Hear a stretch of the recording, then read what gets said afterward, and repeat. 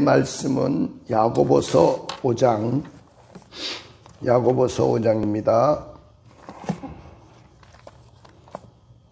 저 신약성경 뒤쪽에 히브리서 다음에 야고보서입니다. 야고보서 5장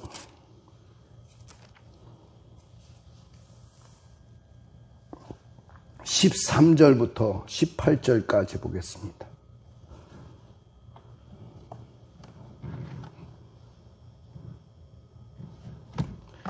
야고보서 5장 13절부터 18절까지 교독하겠습니다. 신약성경 376페이지입니다. 376페이지 다 찾으신 줄 알고 제가 먼저 봉독에 올립니다. 너희 중에 고난당한 자가 있느냐? 그는 기도할 것이요. 즐거워하는 자가 있느냐? 그는 찬송할지니라.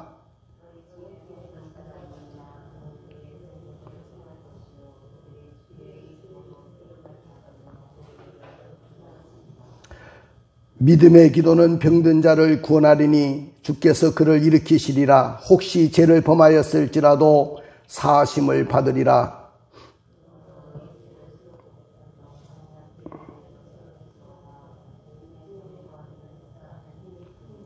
엘리야는 우리와 성정이 같은 사람이로되 그가 비가 오지 않기를 간절히 기도한 적 3년 6개월 동안 땅에 비가 오지 아니하고 같이 있습니다. 다시 기도하니 하늘이 비를 주고 땅이 열매를 맺었느니라. 아멘. 자, 오늘 여러분들과 함께 나눌 제목은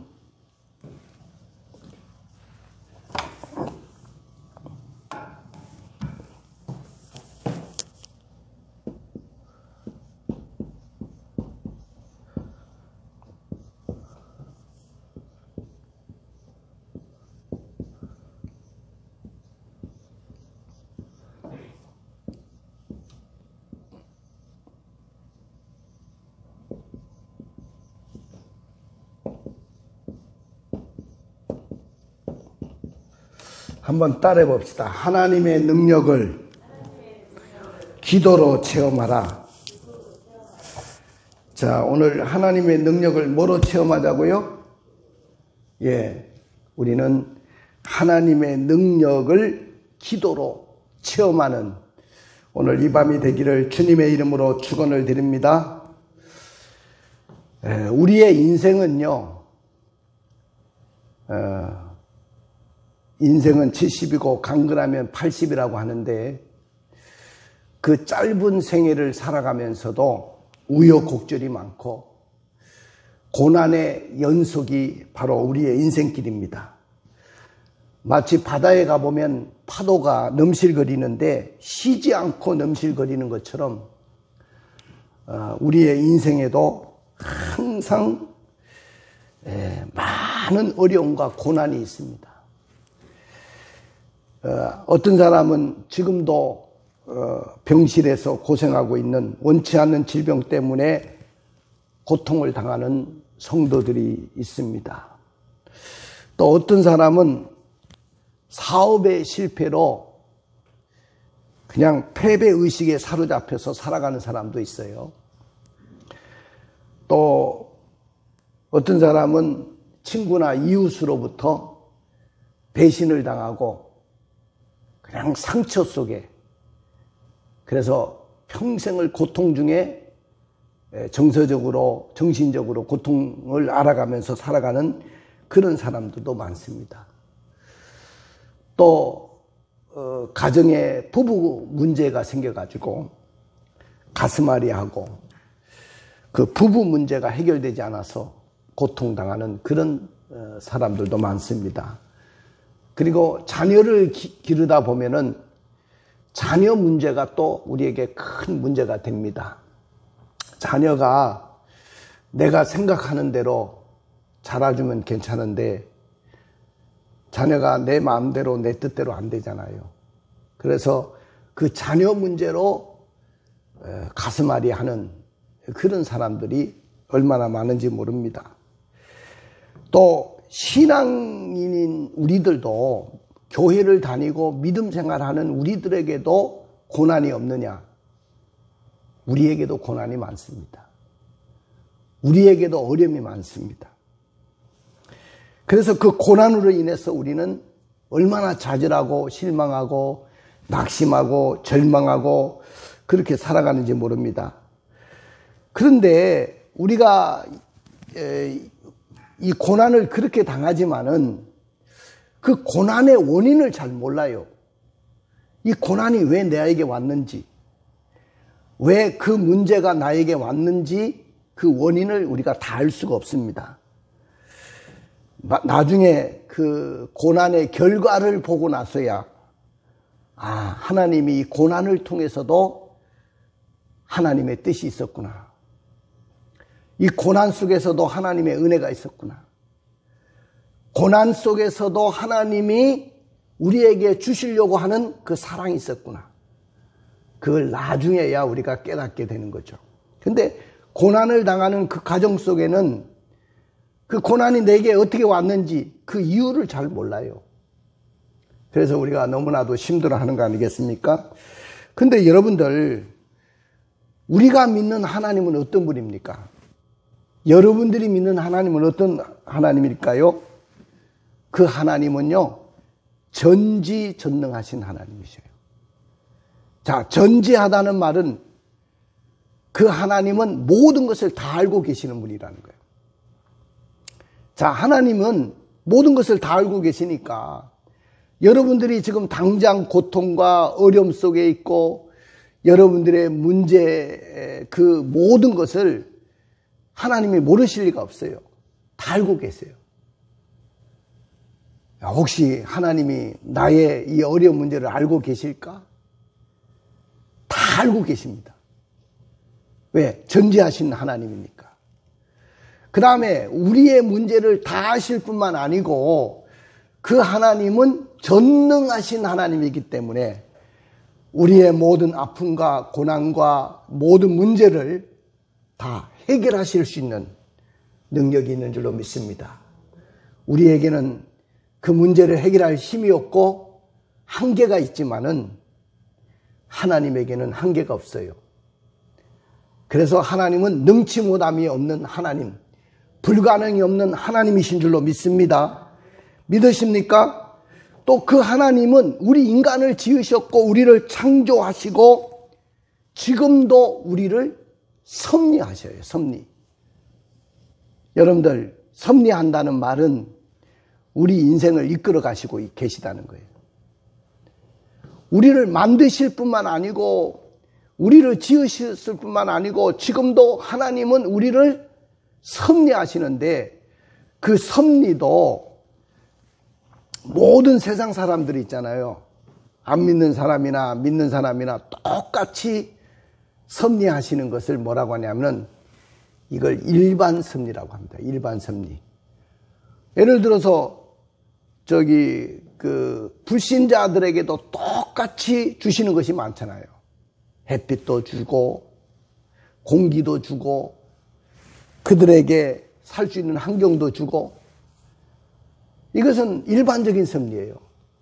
그러나 하나님은 특별한 섭리로 여러분들을 이끌어 가셔요. 그 특별한 섭리라는 것은 다른 말로 말하면 하나님이 기적을 일으켰으라도 여러분들의 삶을 바꿔주실 줄로 믿습니다. 그 모든 것을 바꿀 수 있는 분이 우리 하나님이신 줄로 믿습니다. 그리고 성경에 보니까 그 하나님은요, 한시도 졸거나 주무시지 않고 우리를 지켜주신대요. 밤에 달이 해치 못하도록, 낮에 해가 상치 못하도록 우리를 졸지도 아니하시고 주무시지도 않고 우리를 지켜주신대요. 내 부모가 나에게 지극정성으로 사랑하지만은 24시간 동안 나를 지켜주지 못해요. 내가 자녀를 그렇게 사랑하지만은 한계 상황이 있는 거예요. 언제나 그들 곁에서 지켜줄 수가 없어요. 근데 우리 하나님은요, 언제나 어디서나 무소부재하셔가지고 안 계시는 곳이 없어요. 그래서 그 하나님이 우리를 날마다 지켜주신다고 했어요.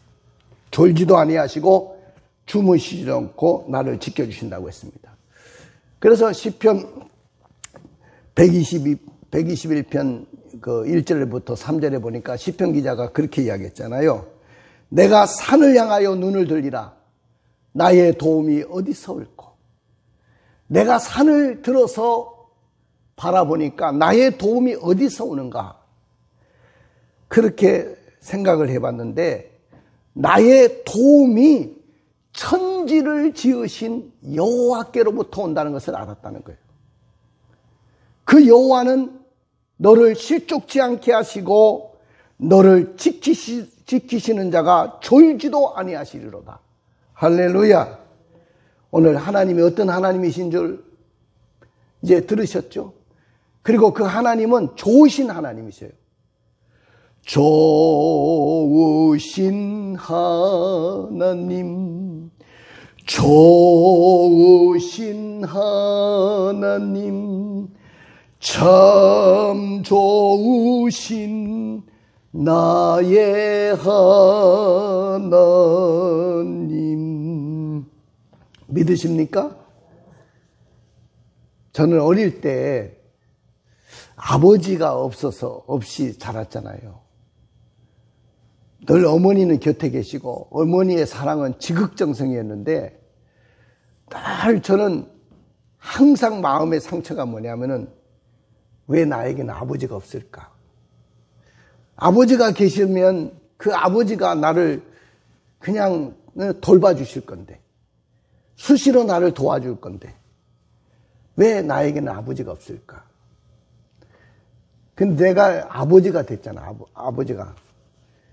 아빠가 돼가지고 자식을 길러보니까 정말로 아버지의 마음을 내가 그때 알게 된 거죠. 아버지가 있었으면 내가 참 너무나도 좋았겠다. 근데 어릴 때 교회를 나가서 아버지가 있다는 거예요. 근데 그 아버지가 육신의 아버지가 아니고 영의 아버지라는 거예요. 영의 아버지. 그 영의 아버지가 우리 아버지라는 거예요.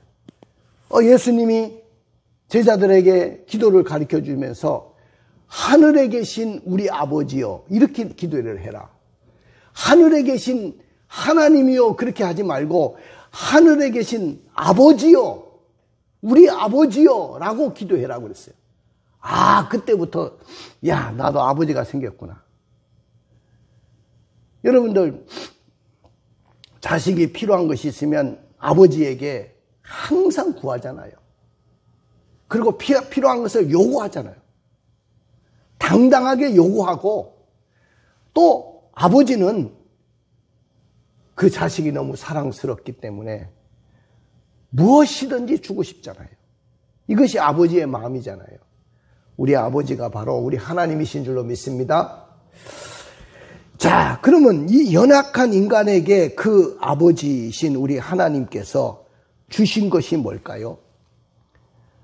주신 것이 너무 많아요. 아버지가 내가 어릴 때 보니까 하나님 아버지가 우리에게 주신 것이 너무 많은데 제가 성경을 읽고 성경을 연구하면서 성경을 공부하면서 가장 큰 것을 느꼈어요. 우리 아버지가 나에게 주신 것 중에 가장 큰 것을 내가 받았다고 생각했습니다. 그리고 그것을 성경에서 발견했어요. 그것은 뭐냐 하면은 기도라고 하는 자원을 우리에게 주셨다는 거예요. 할렐루야. 할렐루야. 뭐를 주셨다고요? 자, 우리 하나님께서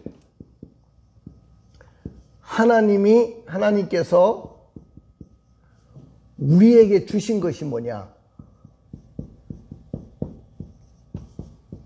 하나님 아버지가 우리에게 주신 것 중에 가장 큰 자원이 뭐냐 하면은 기도라는 자원을 주셨다. 뭘 줬다? 기도라는 자원. 이걸 발견하고요. 저는 춤을 췄어요. 청년 시절에. 하나님이 나에게 주신 것 중에 가장 큰 자원이 뭐냐? 기도라는 자원을 줬다는 것. 내가 그걸 깨닫고요, 춤을 췄다니까. 춤을 췄어. 이야, 기도라는 자원이 이렇게 대단하구나. 내가 이걸 깨닫고 나서 아무것도 없어도, 내게 가진 것이 없고, 내가 힘든 문제를 만나고, 내가 어려운 고난을 만났어도 낙심하지 않고 절망하지 않고 갈 수 있었던 이유 중에 하나가 뭐냐면은 우리 하나님 아버지가 나에게 기도라는 자원을 주셨다는 것. 이것이 가장 강력하게 저에게 말씀 속에서 부딪혀 왔어요. 여러분들, 우리가 성경을 통해서 많은 것을 배우죠. 그 많은 것을 배우는 중에, 그 중에 우리 아버지가 우리에게 주신 것 중에 하나가 뭐냐면은 기도라는 자원을 줬다. 그럼 왜 아버지가 우리에게 기도라는 자원을 주셨을까? 왜 기도라는 자원을 주셨을까요? 우리 인간이 연약하다는 것을 아셨어요. 연약하다. 여러분들, 나와 여러분들은 다 연약하죠. 한계가 있는 존재죠. 내가 할 수 없는 일들이 너무 많아요. 지금이라도 내가 뭐든지 다 할 수 있으면 뭐든 하겠는데, 나는 인간이 너무 연약하다는 것을 우리 아버지는 알고 계셨다는 거예요. 우리 인간은 연약한 존재입니다. 그리고 인간은요, 불가능한 일들이 너무 많아요. 불가능한 것. 모든 것을 다 할 수 있는 존재는 없어요, 인간이. 너무 불가능하단 말이죠. 그래서 인간은 이렇게 연약하고 불가능한 것들이 많고, 더군다나 죄 가운데 저주 아래 있다는 것을 우리 아버지는 알고 계세요. 그렇기 때문에 그런 인간, 연약하고 불가능하고 또 죄 아래 저주 가운데 있는 인간, 이 인간을 너무 잘 알기 때문에 이런 인간들에게 가장 필요한 것을 도와주고 싶은 것이 우리 아버지잖아요. 하늘에 계신 분은 우리 아버지라고 했잖아요. 이런 인간들을 가장 뭘 통해서 도와줄까? 우리 아버지가 우리를 도와주시려고 우리에게 자원으로 주신 것이 뭐냐? 그것이 바로 기도라는 자원입니다. 할렐루야. 여러분들, 기도라는 자원만 여러분들이 갖고 산다면 여러분들 인생 가운데 아무리 연약해도 불가능이 넘치고 죄 가운데 저주 가운데 우리가 있을지라도 우리는 낙심할 필요가 없다는 거예요. 그때부터 저는 낙심하지 않았어요. 그때부터 저는 절망하지 않았습니다. 지금도 코로나가 막 오니까 많은 어려움이 있잖아요. 왜 저에게도 어려움이 없겠습니까? 여러분들이 알지 못하는 어려움들이 너무 많아요. 그런데도 하나님이 나에게 기도라는 자원을 주었다는 것을 나는 알고 있기 때문에 내가 기도하면 하나님께서 나의 연약함과 나의 부족함과 나의 불가능함과 내가 죄 가운데 있는 그 저주 가운데 있었지만은 그러나 오늘 기도라는 자원을 통해서 모든 문제를 해결해 주시기를 원하신다. 그래서 기도는 전지하시고 전능하신 하나님께서 인간을 돕겠다고 하셔가지고 우리에게 주신 최고의 자원이고 하나님의 기업인 줄로 믿습니다. 자, 여러분들, 기도는 자원이고 하나님이 우리에게 주신 뭐다? 기업이다. 여러분들, 기업 한 채를 얻는 것과 같은 거야. 여러분, 기업 하나 만들기 얼마나 힘들어요. 그런데 하나님이 나에게 기업 한 채를 떼어준 거나 똑같은 거야. 기도라는 자원을 줬다는 건. 이걸 여러분들이 오늘 이 밤에 깨닫고 가시기를 주님의 이름으로 축원을 드립니다. 할렐루야. 이 세상에는 불가능이 충만하고 불가능이 넘쳐납니다. 그리고 내가 해결할 수 없는 장애물들이 너무 많아요. 그러므로 어떤 불가능함도 능히 알고 해결할 수 있는 절대자인 그 하나님께서 우리에게 기도라는 자원을 주셨다는 것을 깨닫고 돌아가시기를 주님의 이름으로 축원을 드립니다. 그런데 이런 기도의 자원을 우리 하나님께서 우리에게 주셨는데 그 연약한 자가 하나님의 도움을 구하지 않는다면, 자, 연약한 자가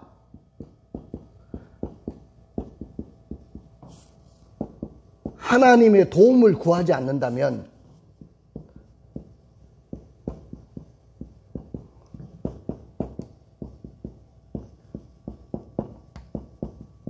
자, 어떻게 되겠습니까?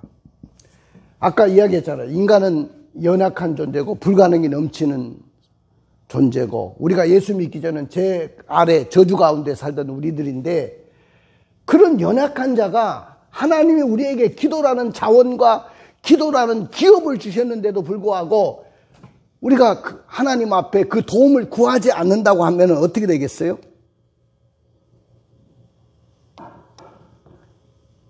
여러분들, 우리에게 넘쳐나는 모든 문제, 나의 삶 속에 계속 매일매일 부딪히는 해결할 모든 문제들, 이걸 당연히 해결할 수가 없겠죠.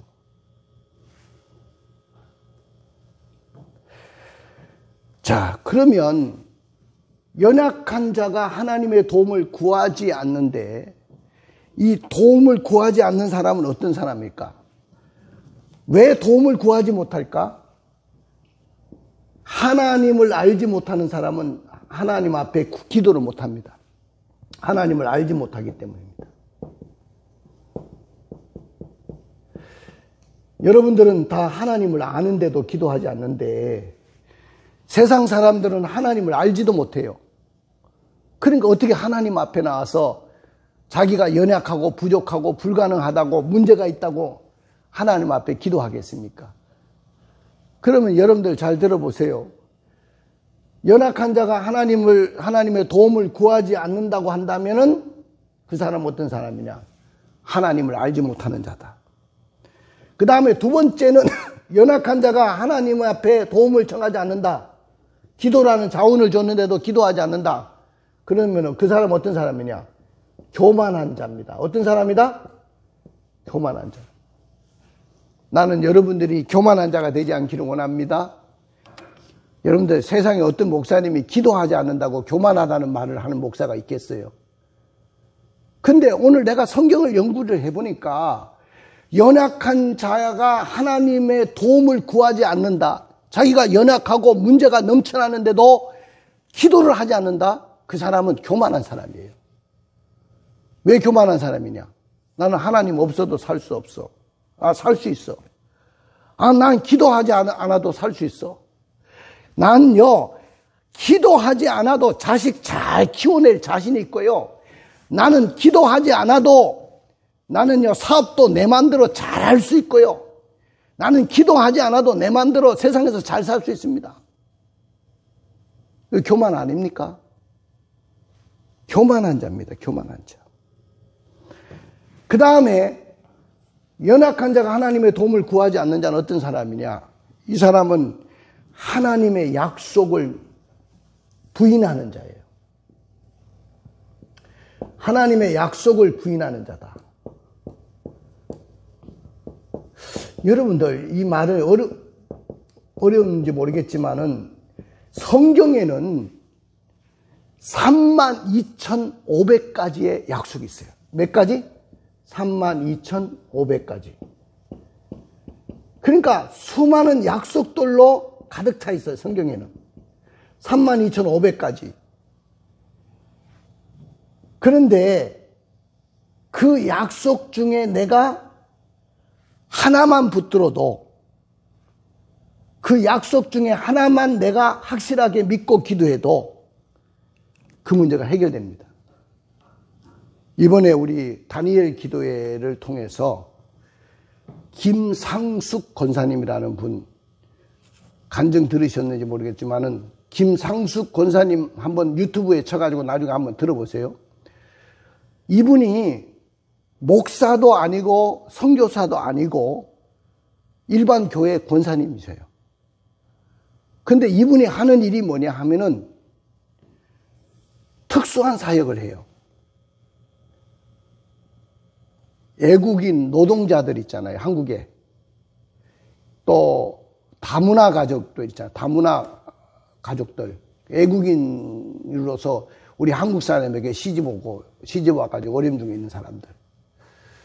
다시 말하면 완전히 우리 사회에서 소외된 사람들이죠. 그런 사람들을 돌봐주고 치료해주고 그들을 먹여주고 그들에게 살 수 있는 자리를 만들어주고 이런 걸 하는데 1년에 수십억이 들어가는 거예요. 그리고 애국에 교회를 7개나 세웠어요. 애국에. 그 교회를 세우는데 애국에, 더군다나 애국에 가서 교회를 세우는데 한두 푼이 들겠습니까? 그런데 그 어마어마한 돈이 드는데도 불구하고 누구에게 가가지고 구걸하듯이 돈을 청하지 않았다는 거예요. 돈 좀 후원해 주세요. 헌금 좀 해주세요. 그러지 않았다는 거예요. 당당하게 하나님 앞에 약속을 붙들고 기도했더니 하나님이 막 그냥 주시더라는 거예요. 할렐루야. 믿습니까?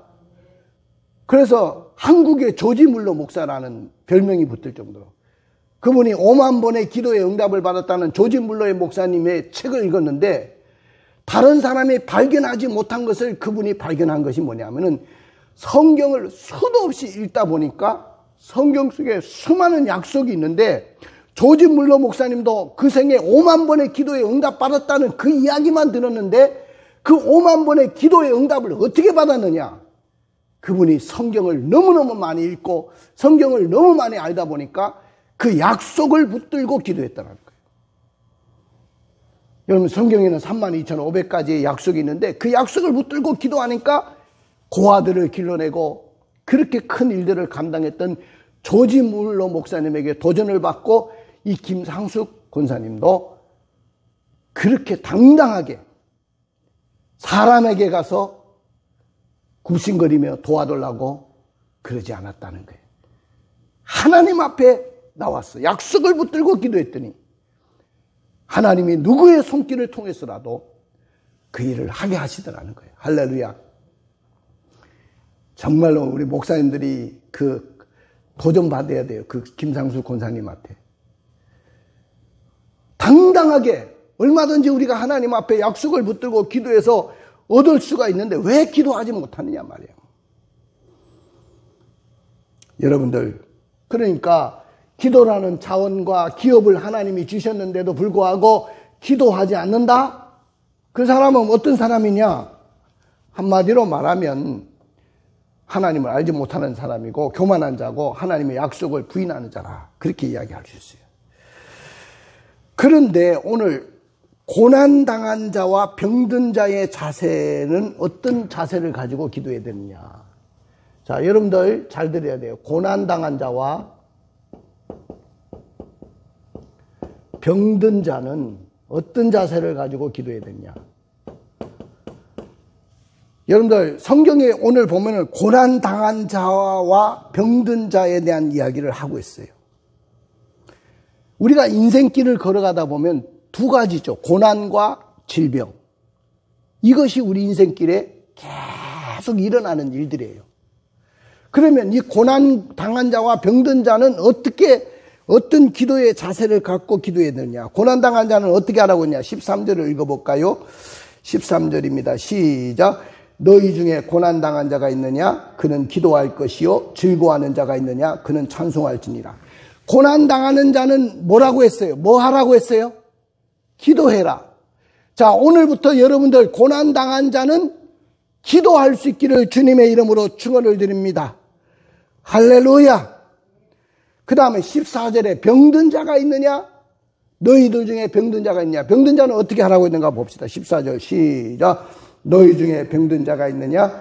그는 교회 장로들을 청할 것이요. 그들은 주의 이름으로 기름을 바르며 그들을 위하여 기도할지니라. 병든 자들이 있다고 한다면 교회 장로들을 청해놓고 교회 장로들은 그들을 위하여 병든 사람을 위해서 기도해라. 할렐루야. 교회 장로가 누굽니까? 오늘날 교회 목사를 이야기하는 거예요. 목사도 장로거든요.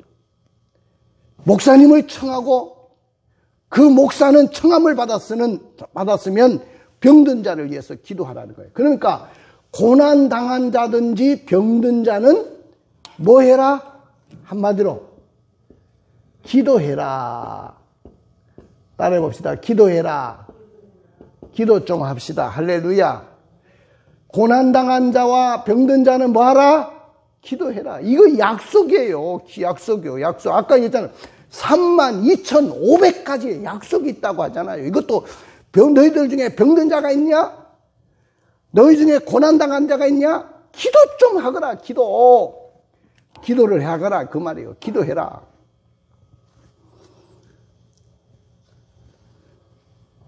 여러분들, 근데 여기 그는 기도할 것이요 그랬어요. 고난당한 자가 있냐? 거기에 그는 3인칭을 썼어요. 그는 기도할 것이래. 기도해라. 그 말은 뭐냐면은 고난당한 자가 있으면 다른 사람이 기도해 줄 수도 있지만은 가장 기도에 빠른 응답은 본인이 기도해라. 누가 기도해라? 본인이. 내가 기도하는 것이 가장 좋은 겁니다. 목사님이 기도해 주고 다른 누가 기도에 동력자들이 기도해 주는 것도 중요하지만은 본인이 기도하는 것, 본인이 하나님 앞에 나와서 기도하는 것이 가장 중요하다. 할렐루야. 믿으십니까? 본인이 기도해라. 본인의 기도는 고난 해결을 받는 열쇠입니다. 모든 문제의 열쇠가 바로 하나님께 있기 때문에 본인이 하나님 앞에 무릎 꿇고 기도하면 모든 고난의 해결의 열쇠가 하나님의 손에 달려있기 때문에 하나님이 여러분들의 문제를 다 해결해 주실 줄로 믿습니다. 우리 기독교가 세계를 변화시킨 요소가 뭐냐면은 기도의 위력이에요. 다 기도를 통해서 세상을 바꾼 거야. 여러분들, 우리 예수님도 보니까 기도로 시작하시고 기도로 진행하시고 기도로 최후의 모든 생애를 마치셨어요. 모든 대적이 공격해 올 때마다 예수님도 기도하셨어요. 성경에 보니까 이스라엘 민족들도 역사상 놀라운 변화의 그 역사는 다 기도의 이력이었어요. 나라가 어렵고 힘들 때 미스바에 모여서 기도할 때 사무엘 선지자가 미스바에 백성들을 모아놓고 기도하니까 적군들을 물리치고 나라가 평화적인 나라가 됐더라는 거예요. 오늘날 우리는 지금 기도해야 될 때입니다. 나라를 위해서. 나라가 풍전등화 속에 있어요. 나라가 참으로 어려운 때가 됐어요. 우리는 때를 알고 상황을 분별하고 우리가 하나님 앞에 나와서 기도해야 될 줄로 믿습니다. 옛날에 엘리야도 그 바알 선지 400명, 아스라 선지 450명, 850대 1로 갈멜 산장에서 기도했잖아요. 내가 하나님의 종인 것과 하나님은 나의 하나님인 것을 보여달라고 기도했을 때 하늘에서 불이 내린 줄로 믿습니다. 여러분들, 에스더는 자기 민족이 하만이라는 자를 통해 가지고 멸절을 당하게 된 상황 속에서 왕후의 몸으로 왕 앞에 왕이 부르지 않는 가운데 갈 수가 없잖아요. 그래서 3일 동안 금식기도 하고 죽으면 죽으리라고 하고 각오하고 왕 앞에 나갔을 때 왕의 마음을 바꿔주셨고 결국 하만의 손에서 자기 민족을 구하게 됐던 것을 봅니다.